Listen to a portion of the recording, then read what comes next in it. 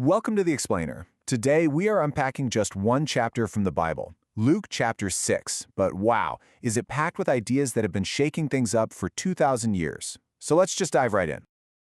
We're all wrestling with this big question, and this chapter gets right to the heart of it. We're going to follow Jesus as he lays out some of his most radical, most challenging teachings on how you go from just saying you believe something to actually building your entire life on it.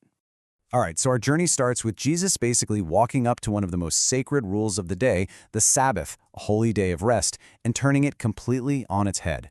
So this right here, this immediately gets the attention of the Pharisees. Now, these guys were the super respected religious leaders, the experts in Jewish law. And to them, this was a huge no-no. The Sabbath was for total rest, and in their book, even just picking a little grain to eat, well, that counted as work. But Jesus just flips the script on them. And you can see this massive difference in how they see the world. He pretty much says they've missed the entire point. The Sabbath isn't about a checklist of rigid rules. It's about mercy. It's about restoration.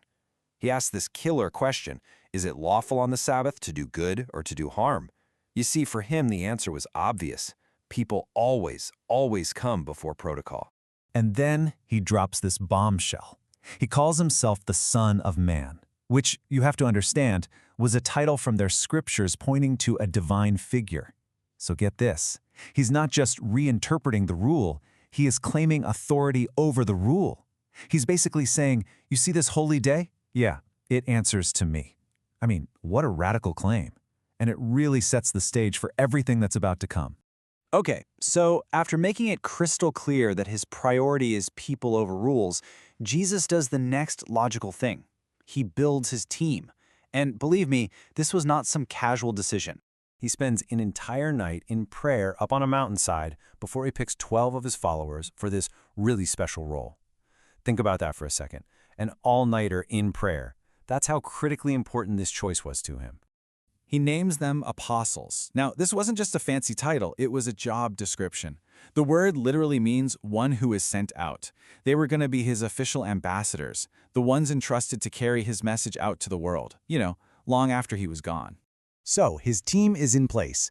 Jesus comes down from the mountain and starts to teach. And the core values he lays out, well, they are the absolute opposite of what the world expected, both then and now. Remember, at the time, a lot of people were hoping for a mighty king to lead a political revolution against Rome. But Jesus, he gives them something way more radical. He describes what you could call the great reversal. The people the world kind of looks down on, the poor, the hungry, those who are grieving, the outcasts. Jesus calls them blessed.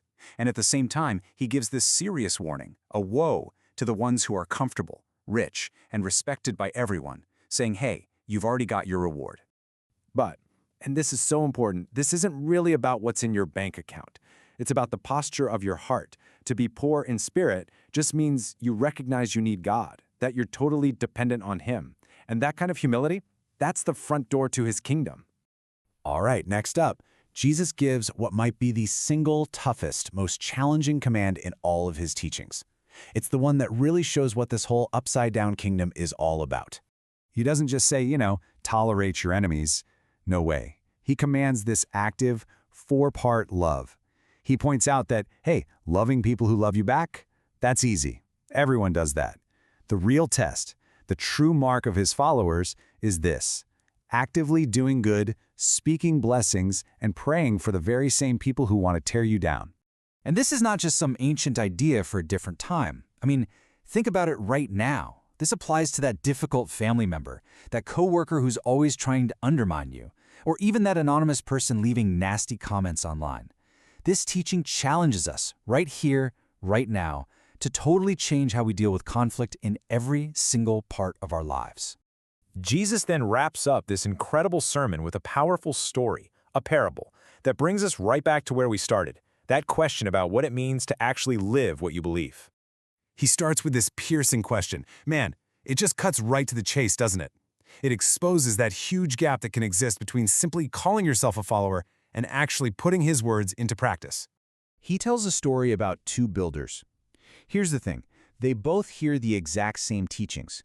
But the wise builder, he hears the words and then he acts on them, building his life on a solid rock foundation.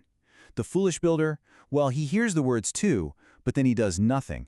He just builds on sand with no foundation at all. And notice this, the storm comes for both houses. Jesus is making it so clear. The hard times in life, the floods, the torrents, they're going to come for everybody. They aren't optional. So when it comes down to it, the only thing that matters, the only thing that decides if you stand or fall is the foundation you chose to build on. So in the end, this whole chapter leaves us with a really direct and personal challenge. It's about making that shift from being a passive hearer to an active doer. The question isn't just, what did I learn today? The real question is, what am I going to build with it? So what's one thing from this chapter? Loving an enemy, showing mercy, choosing humility. What's one thing you can start building on this week?